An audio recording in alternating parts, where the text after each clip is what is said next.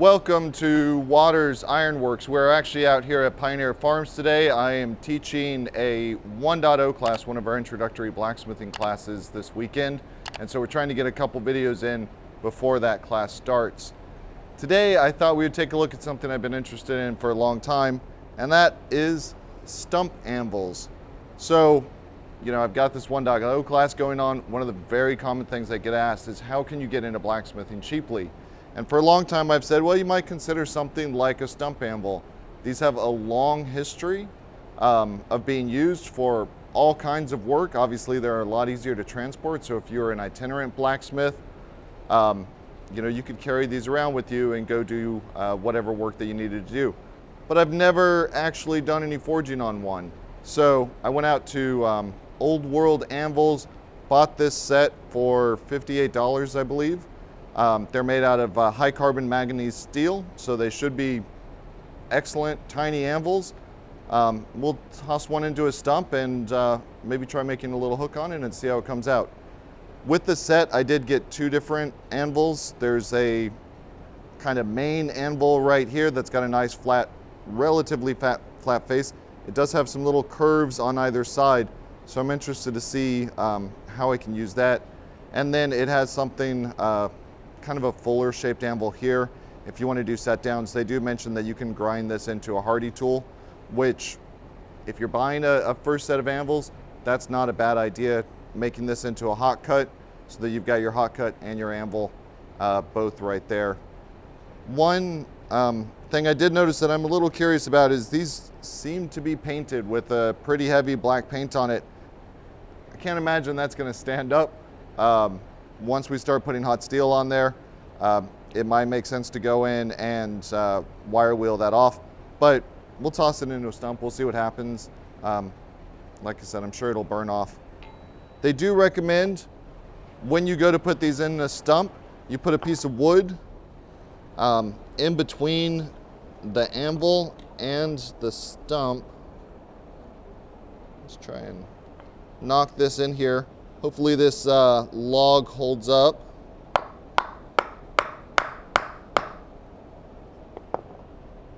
Try and make this straight is probably a good idea.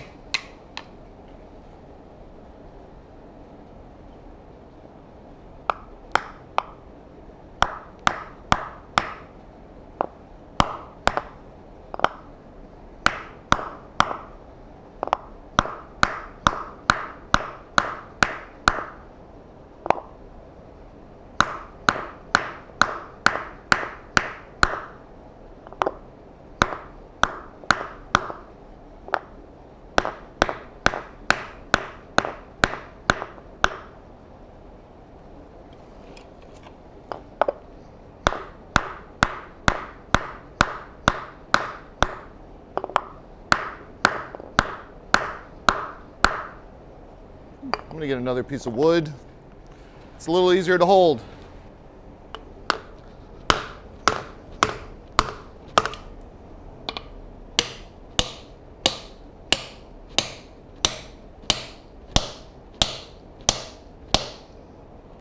Well, we've got it in there. It is not what I would call super flat, but my log was not exactly super flat either.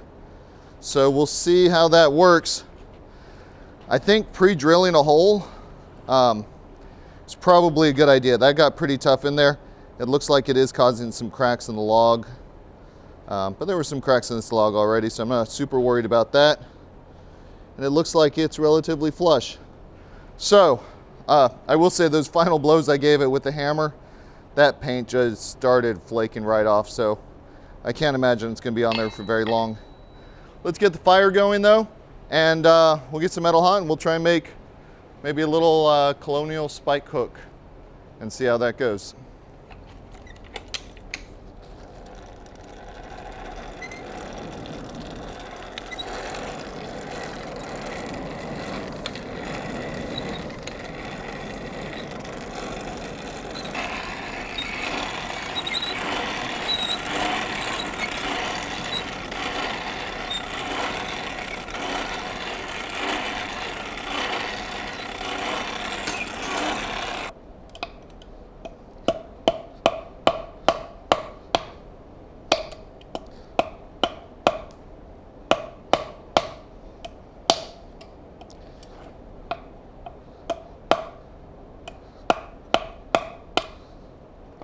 Try changing my angle here. Get this hot again. Got a little bit of an unevenness here, and it is slipping all over on this thing. So I leveled this a little bit. Let's see if that makes it any easier.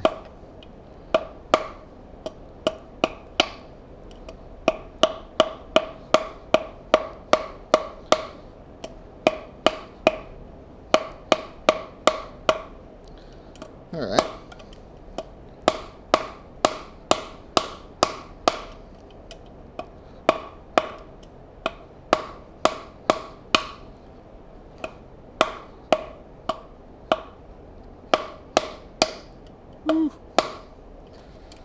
So I'm definitely getting some fumes off of the paint on this thing as it's wearing away.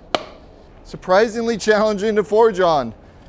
The fact that it's not 100% level, I think, and then that the anvil slopes a little bit to each side means that the piece is just wanting to kind of fall off of it. That may be a skill thing since I've never worked on this before.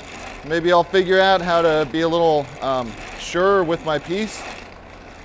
But maybe that's just gonna be one of the challenges, and I should come in and really, you know, flatten that out. But I want to avoid doing that until I get a little bit of experience with it to see if there is some benefit to having it sloped.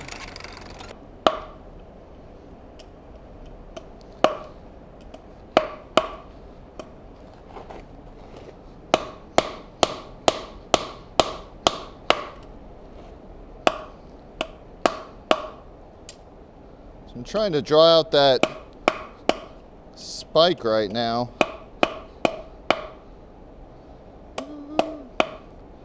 Getting this too thin. Let's reheat it again.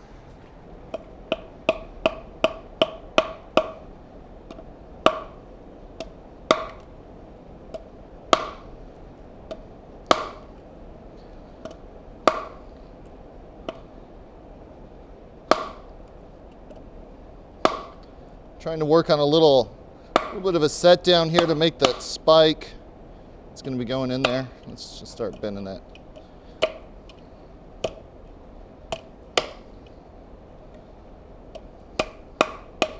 Let's get it hot again. Let's fold this down.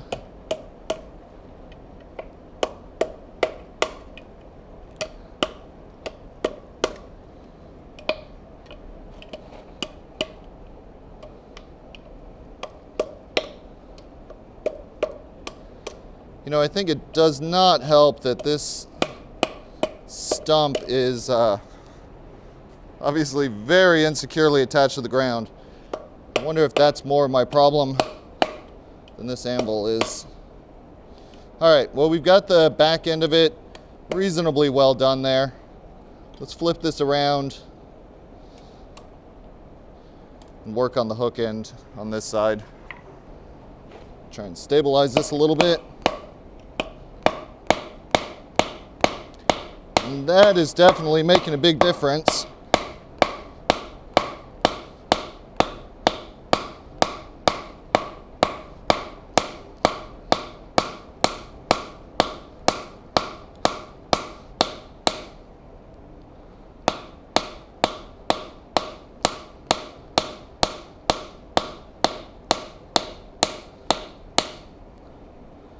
There we go. Feel like we got some good work done in that heat.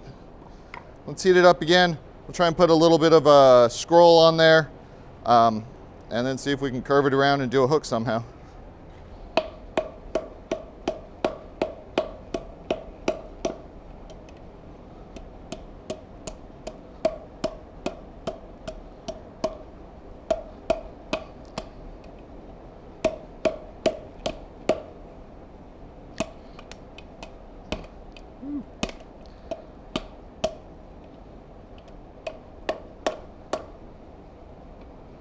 Okay, I need to get my heat a little further back here. This is going to wind up facing the wrong way, so I'll put a twist in it at the end to straighten it all out.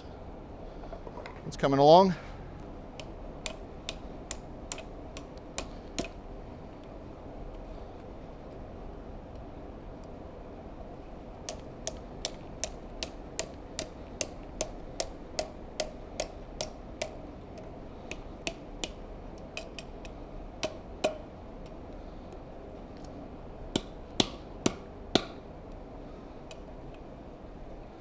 All right. It could be a little straighter. Let's twist this around so it's facing the right way.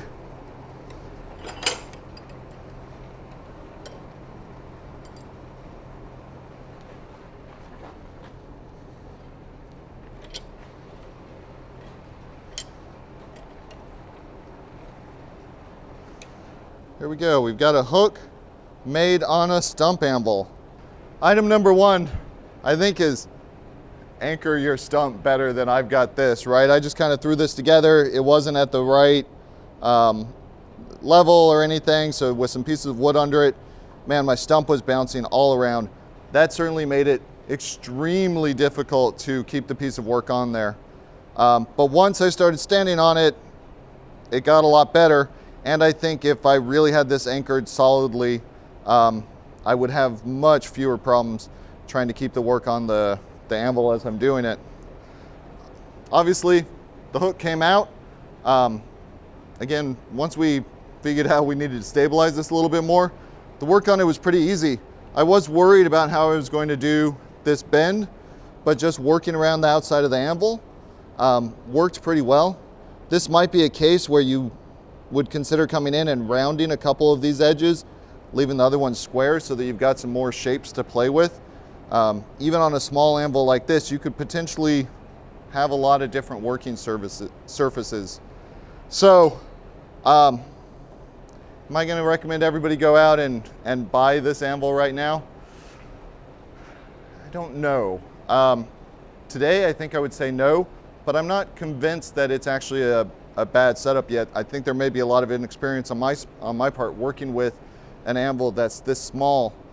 Historically, Smiths did. So what I'd like to do is get a better stump, get a better setup for this. I think probably grinding this so that it's a hot cut, so I can have a hot cut sitting right there. I think also a bent cone mandrel coming off would be really handy.